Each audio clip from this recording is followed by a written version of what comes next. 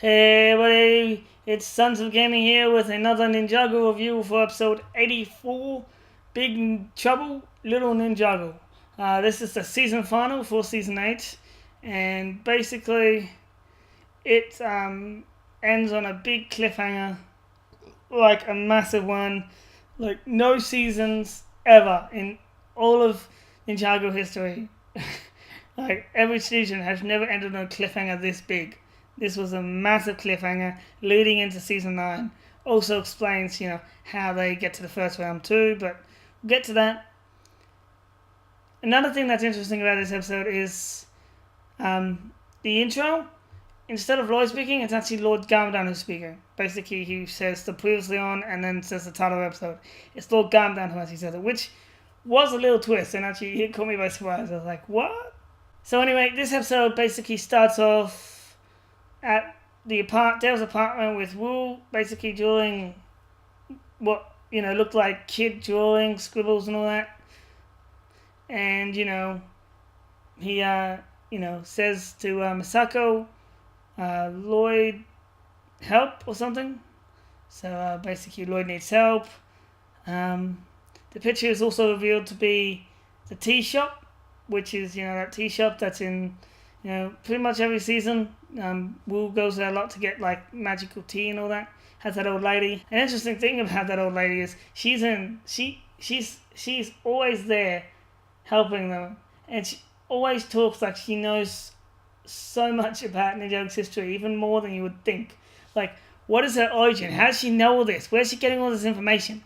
That I want to know. Like, we need to know her origin. We need an origin story for that old lady, because she knows an awful lot. So anyway, we move on to the Sons of Gamdan arriving at Jamanakai.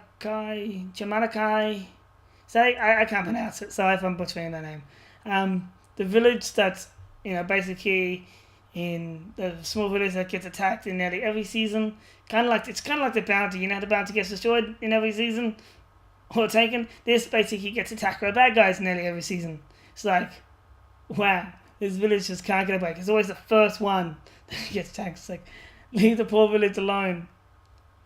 So anyway, basically, the village has a small kind of protection army, kind of like a small group of people that protect, like with typical villages back in those times in China. So basically, Hilmi says to kneel to the Emperor. In this scene, I really feel like Gamdan isn't really a zombie-like person. And he has got his own mind, and it is evil him who has his own agenda, yes. But I feel like he's not all there. I feel like Humi's manipulating the thing, making it look like he's thinking of all this, but I feel like Humi's actually the real mastermind. It's kind of like a common thing in some things like shows I've seen where the bad guy's actually the second in command. That's kind of like this situation at this point. Humi is kind of the main baddie, but she's pretending to be the second in command to Lord Gamdan, even though she's influencing everything he does. In this scene, Lord Gamdan shows off his new Overlord powers. I'm calling them Overlord powers because they look like the Overlord's power. By building the Colossi. This is the scene where he builds the Colossi using the rocks around him. And an interesting thing I will say is the way he's moving the rocks seems awfully similar to the golden power that Lloyd had. Except, of course, it's not golden. But maybe it's not golden because, he's all dark. He's evil. So maybe it's not golden because of that. And also, we learn in the future, which I also was in it, is Lloyd actually hasn't got his powers anymore. His powers are diminished. Interesting fact is one thing that I know for sure, that powers can never actually be completely gone. They either become dormant or transfer into another thing or person. So maybe during the fight, that green stuff we saw was the powers being weakened in him and transferred into Gamdan. The weaker Lloyd got, the more powerful Gamdan got. Maybe it's that type of thing because, powers can't actually be gone. So it's either his powers are dormant or they've been transferred into Gamdan. And I will say, Gamdan, this scene with the rocks did look awfully like the gold when Gamdan was teaching Lloyd to move the rocks with his mind type thing. But anyway, moving on, we are at tea shop with Lloyd laying on the bench. Basically, he's in critical condition after the fight, and the old lady is making tea for special tea to help heal him.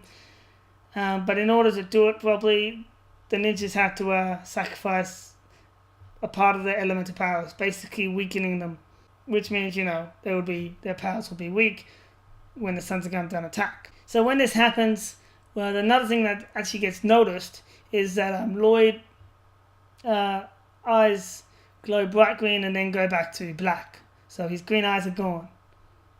That's probably, I'm guessing, a side effect of him losing his power as well. But to be honest, it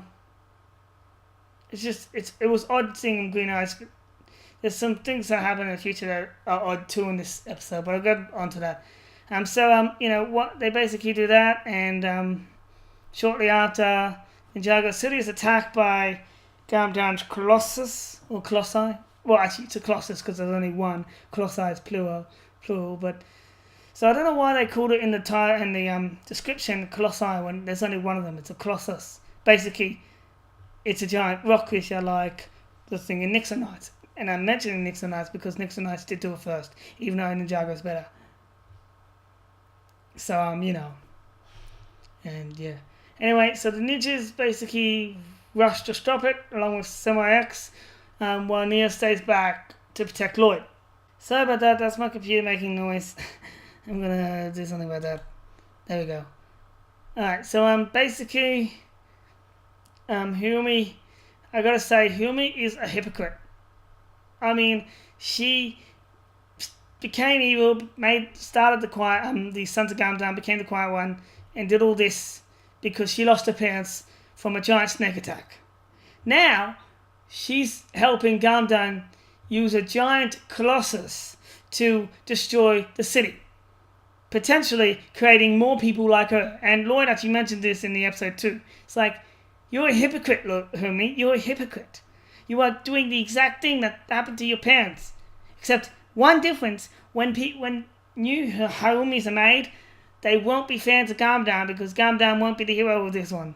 So, so they're going to hate you more. And I hope they do. I hope all these kids end up, wanting to destroy her because, Anyway, there's also another interesting thing during the fight scene with the ninjas and the Colossus. There's actually a reference to a Jurassic Park. Basically, the scene where the guy's on the toilet, then the toilet gets destroyed and the T-Rex eats him, and all that, and he screams. That basically happens in this. There's a guy in the toilet, the building gets destroyed, and the Colossus is there. It changes a little bit, but to make it kid friendly, but it's reference of Jurassic Park.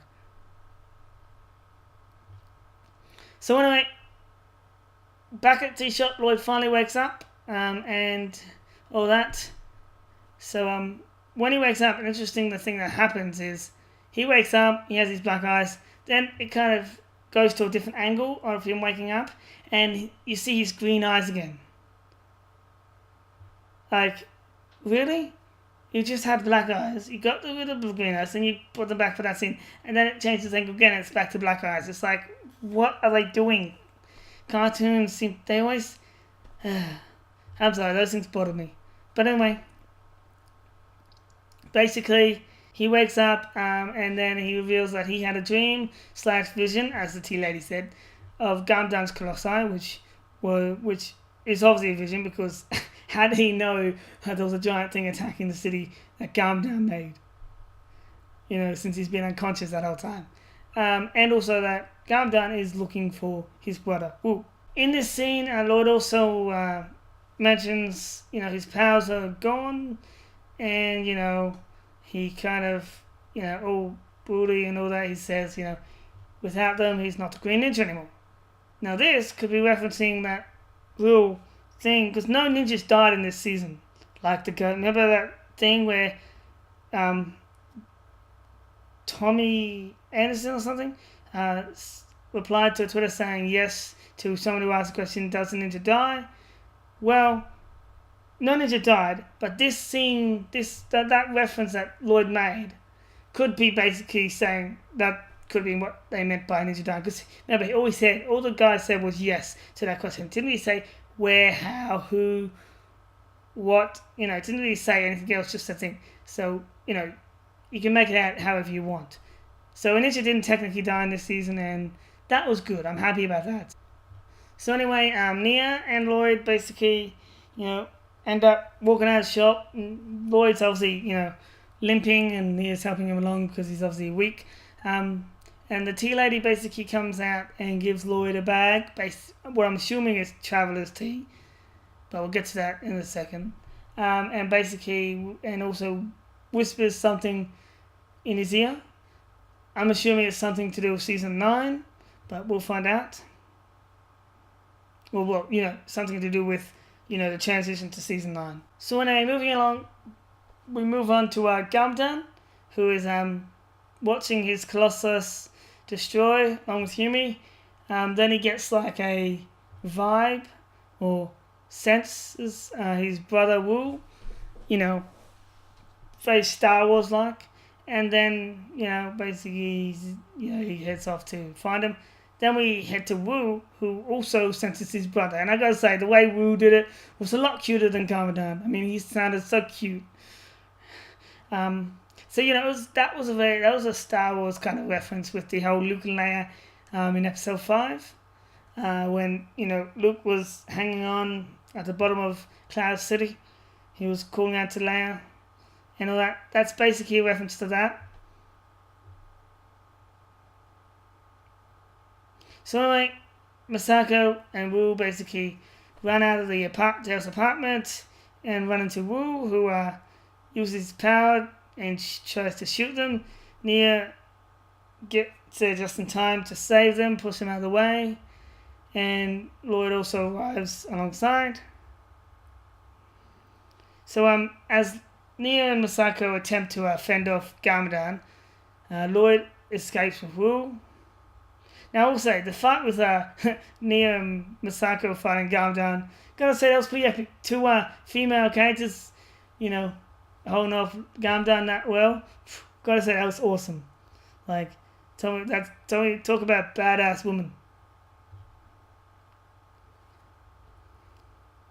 So anyway, Lloyd then arrives on the roof where he runs into Homie, who is waiting for him. This is the point where Lloyd obviously mentions about Homie being a hypocrite and how she's doing all this, which is basically creating more people like her. But obviously it'll be a little different because Garmadon won't be the hero of this one. She then pulls out the Mask of Hatred, puts it on, and chases after Lloyd, who's running off with Wu. And so this is the second time to wear it, but she looks a little different because her hair is different. You can see the hair at the front. So that's that. She's chasing Lloyd. Lloyd jumps onto a monorail thing, and tries to contact people. His friends, trying to get them to think. The ninjas arrive. To where they are. The sun's gone down and Humi holding their tail. Lloyd attempts to basically jump across to the bounty, but Humi obviously gets there and grabs him. In doing that, he throws Wu to the others, which of course thankfully catches him because that could have ended badly. Humi's then pretty mad, although to be honest I really don't care about Humi anymore. All those feelings that I had about Humi, wanting Humi to be good, they're gone. They're out with the wind. Just like her feelings of being, just like all the good in her, all my feelings about her and Lloyd being together are just gone. Like, I've lost all hope for her. I really have. I hate her now. I had to say the word hate because I hate her. She's so evil now.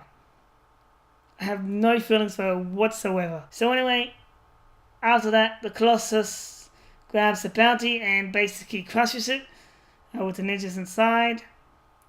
Thankfully, though, the ninjas also had a packet of traveler's tea that the old lady gave them to escape. So, they basically open it and they end up traveling. Of course, Humi doesn't know that, so Humi, basically beats Lloyd up and then basically holds him over the edge of the monorail, making him watch as, the Colossus basically crushes the bounty with his friends inside.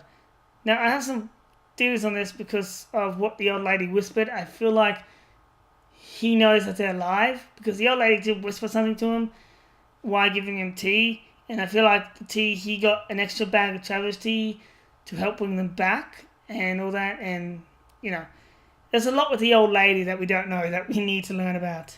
And if you agree that we need to learn more about this old lady from the tea shop, let me know in the comments below because I know I want to learn lots about her. So anyway, Humi there.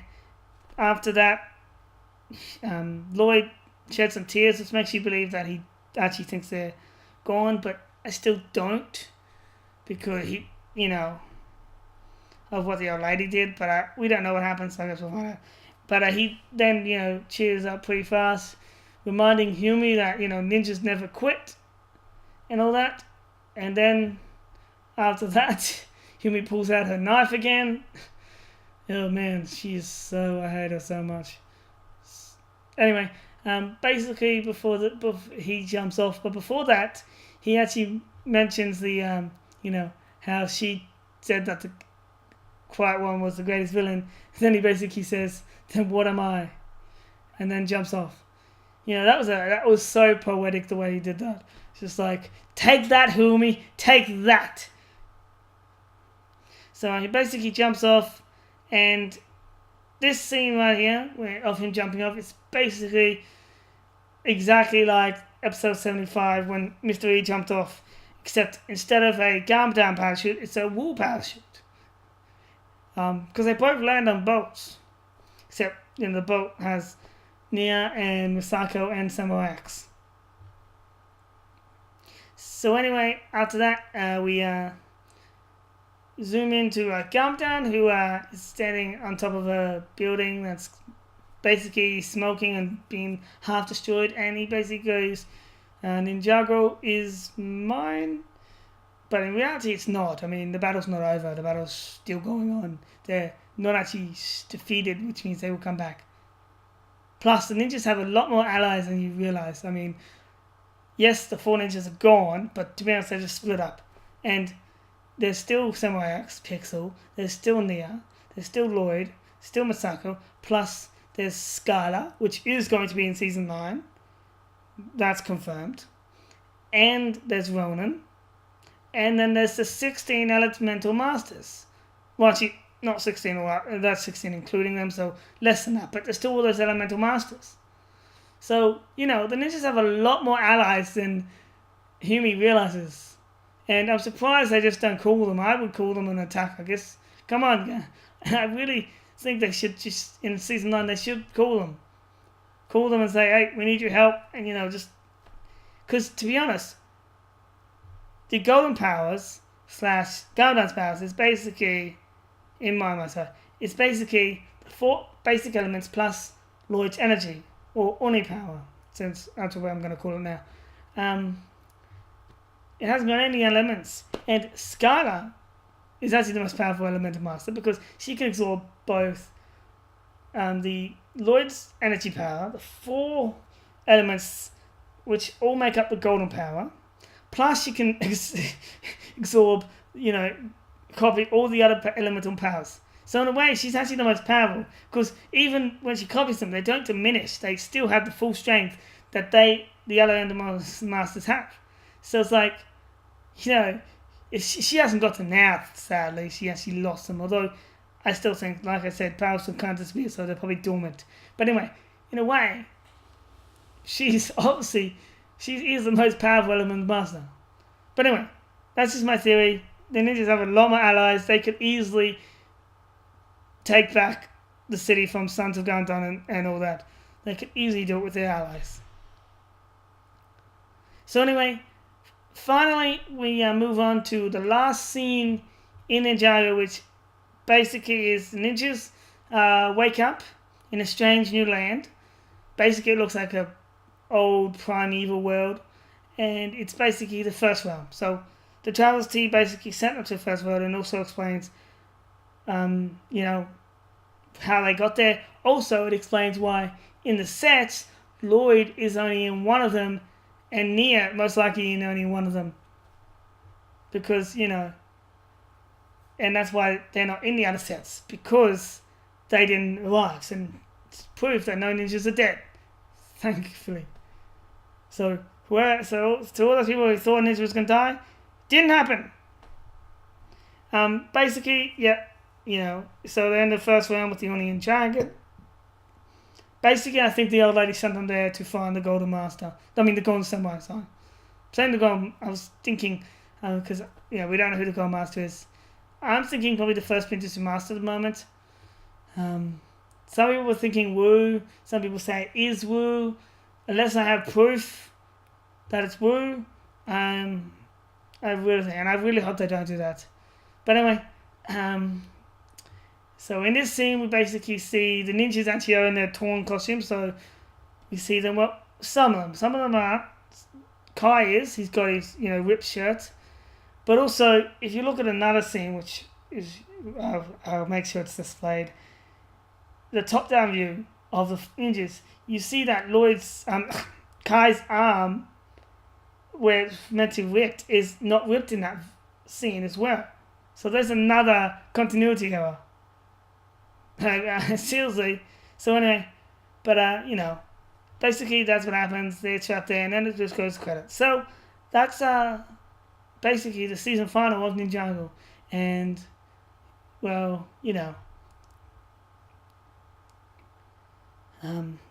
was interesting.